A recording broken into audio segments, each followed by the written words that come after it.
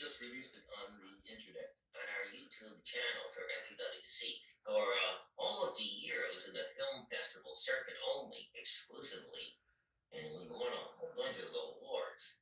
I mean, modesty stops me from telling you the exact number. What is it, like 1,000? Well, not that many, but we got a couple of dozen awards, at least for best short, because it's a short movie, 22-minute runtime, and also best comedy and a whole bunch of other stuff. Yeah, best film score, one of them, a whole bunch. So anyway, that was what we were focusing on for the past 9 or 10 months.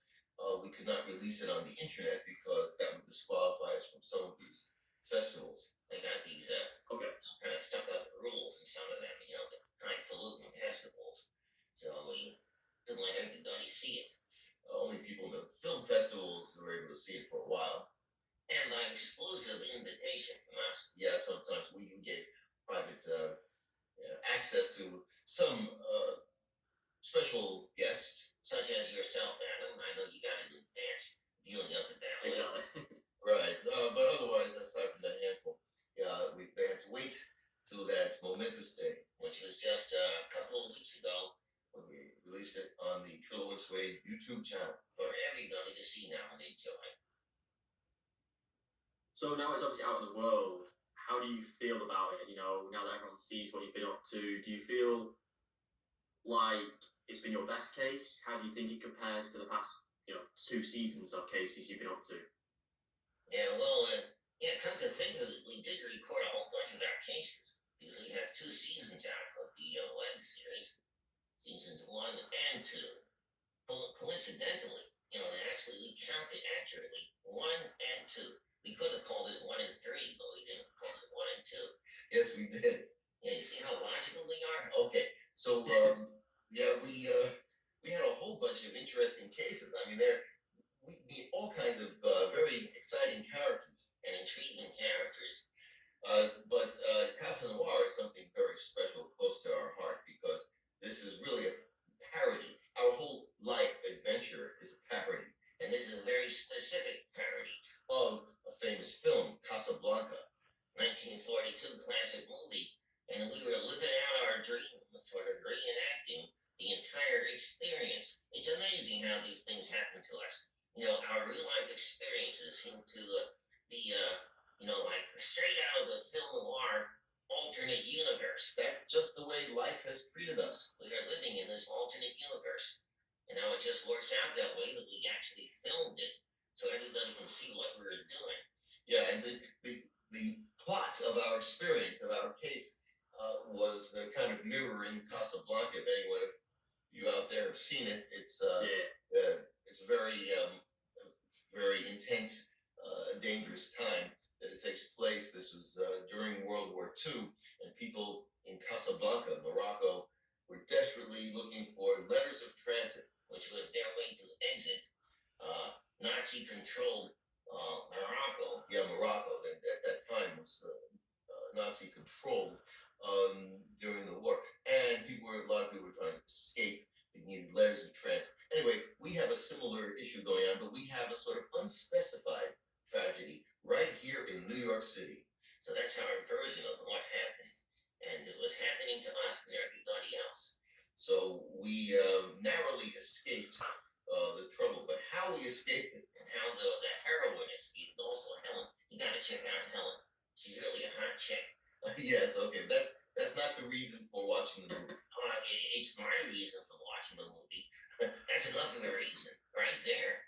Right, Anna, wouldn't you agree, Anna? That's a big reason. Okay, that's one reason to watch. Yeah, also to see what happens to the rest of us as we're filming our real life escapade there and scrambling to escape from the unspecified dangers in New York City and to escape to the safety of Canada. That's the way it worked out, at least in our universe. It's amazing that this journey you've been on, the fact that like you said, you've been living out these dreams of yours, reenacting these famous products from the world we've been in film, like Casablanca. And obviously, the ending, like you just said, Helen goes to Canada. Do you think Helen will reunite with you two. Obviously, not if you've written anything going further, detective wise. Do you want to reunite with Helen? Well, I'm always open to that possibility. Because Helen seems to show up incognito in other kind of disguises. You never know where I'm going to see her. I mean, there's a striking resemblance to a certain leading lady in other cases, the femme fatale, who goes by the name of Helene, with her French accent, very sexy French accent. So you can see Helene in season 2 of the web series, and also a couple of other permutations like Helga also.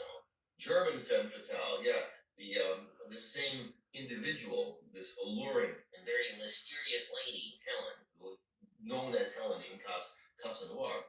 Yeah, it seems to bear a very suspicious resemblance to several other femme fatales we've run across. So there might be some kind of significance in that. In any case, I do expect that I'm going to run into her very soon, in one way or the other. Would you like her to be in Canada or New York? Well, it's probably going to have to be here in New York City because we're very busy. We have a heavy caseload. So I'm hoping she's going to show up at my doorstep one of these days, and I'm putting my bets on it. You are. You're betting that she's going to show up. Yeah, you're darn right. I mean, I don't think she could stay away from me that long. So I expect any day now I'm going to find her there on my doorstep, very forlorn and lonely and horny. Well, it's a family audience. Oh, you didn't tell me that. Well, it might be. Okay, so we better be careful. There's a mixed audience. Say what you want. All right, there you go. So who do you think deserves Helen the most out of the two of you? I see you arguing a bit over it during the Casa Noir case. So who do you think should end with Helen? Well, why don't you ask Helen that? Well, she's not here right now, so what's your opinion? As if I don't know. Well, it's just kind of obvious. I think Adam's just asking me that out of politeness to you. It's not very. I don't think it's very polite. He is being polite. He's not coming right out and saying what he wants to say is obviously, Suede, Helen's going to come running back into your wooden arms because you're the one she really wants, and not Trillo, this old creepy looking guy. So yeah, pretty. I'm sure if you asked Helen herself, she would tell it to you like that. Yeah, I'm afraid I have to acknowledge that's the way it usually seems to work out for me. A constant sense of annoyance and jealousy for Trillo here that I always get the ding. It's not always, almost always. Yeah, almost always. Well, maybe looks on Trillo's side this time. Maybe Trillo will get the girl. Who knows? Yeah, well, maybe he can get Mrs. Levinsky, the owner of the well, how do you say the very elderly owner of the Last Exit nightclub in Brooklyn, New York. Yeah, maybe you might be able to interest her. Okay, maybe that's about my level right now. It seems. And out of all the love interest and stuff, what you guys been up to? What's next? Trillo and Suede. Where can we next see you? Are you working on any cases at the moment that are yet to be released? Oh, absolutely. We're hoping we're going to be able to raise the dough to shoot a season 3 of our web series. Okay. That's always a little challenging, Adam. Yes, it is. Because right now we don't have the funding in place. We're hoping to be able to round that up so that we can sometime in this year, 2023, shoot season 3, and then we'll bring you up to speed on a whole bunch of cases that we're doing of all sorts, mostly right here in the New York City area. But in the meantime, everyone can check out a lot of stuff that we do just kind of for fun, little videos. We do that every day. Well, yeah, virtually every day. We got them on TikTok and YouTube, mostly. Yeah, primarily TikTok and YouTube, both of those formats, apps were very busy. So every day, usually 3 little videos. The shorts, they call them. Appropriate enough because they're short. That's right. See, everything we do is logical. It's a theme here. Yeah, it is. So we do these shorts, like it could be 10 seconds or up to a minute or so every day. Little vignettes, little things. But they could be little excerpts from cases we're working on. So you get a little taste of it, a little flavor, a little tease, you know. So even though you can't see the full cases yet because we didn't shoot season three yet, but you can get a sort of a taste of what's going on because we shoot these little excerpts, you know, and all kinds of other stuff. Sometimes you got other partners, right? It's not always me. That's true. It's not always Suede. Sometimes I just appear with a whole bunch of other puppet partners that I have in one or another of these little videos. So little fun stuff, and that stuff we don't need any budget for. So I'm able to do it. We're able to do it. That's why whether we're together or I'm working with other puppet